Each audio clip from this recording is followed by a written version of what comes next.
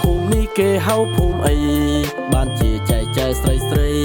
មើលមកដាក់ខ្ញុំប្លែកប្លែកអូឬក៏ខ្ញុំនេះស្អាតពេកបានជាមើលមកប្លែកប្លែកចម្លែកឲ្យគ្រប់តែគ្នាថ្ងៃនេះចូលឆ្នាំថតលេងផ្ទះពូតែសយអីក៏ម៉ូតូវាធូរទៅបានមកឈប់ទីនេះតែហេងវិញបានជួបស្នេហ៍ស្មងអារម្មណ៍ខ្ញុំដូចចង់ហុងមិនដឹងខ្លួនសោះពេលនេះ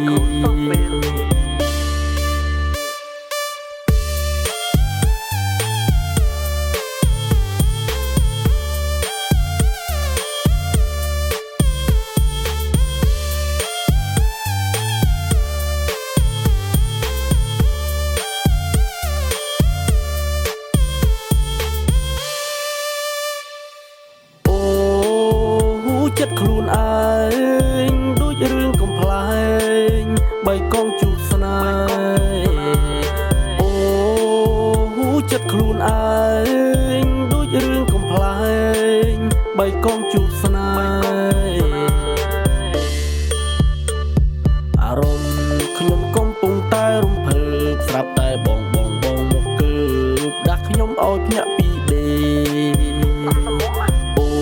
មិញនឹងយល់សពមួយភ្លេតបានឃើញស្រីម្នាក់ស្អាតពេកចង់ដេកទៅវិញម្ដងទៀត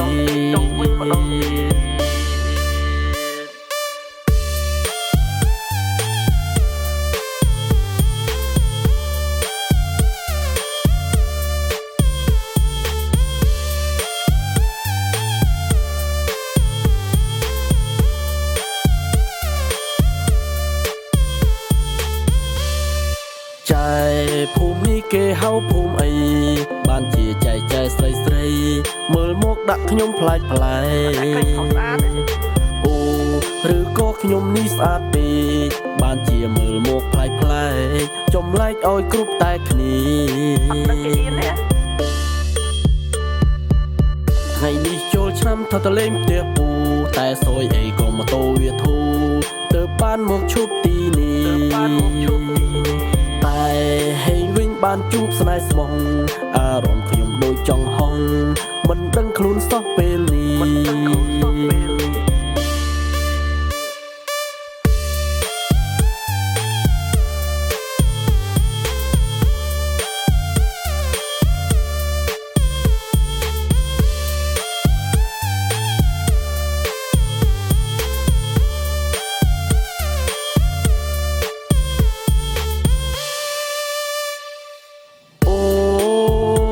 ចិត្តខ្លួនឯងដូចរឿងកំ ប្លែ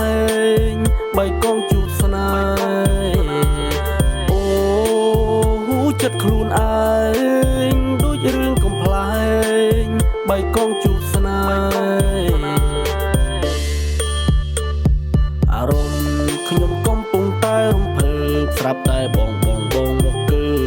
ដាក់ខ្ញុំឲ្យភ្ញាក់ពីដេ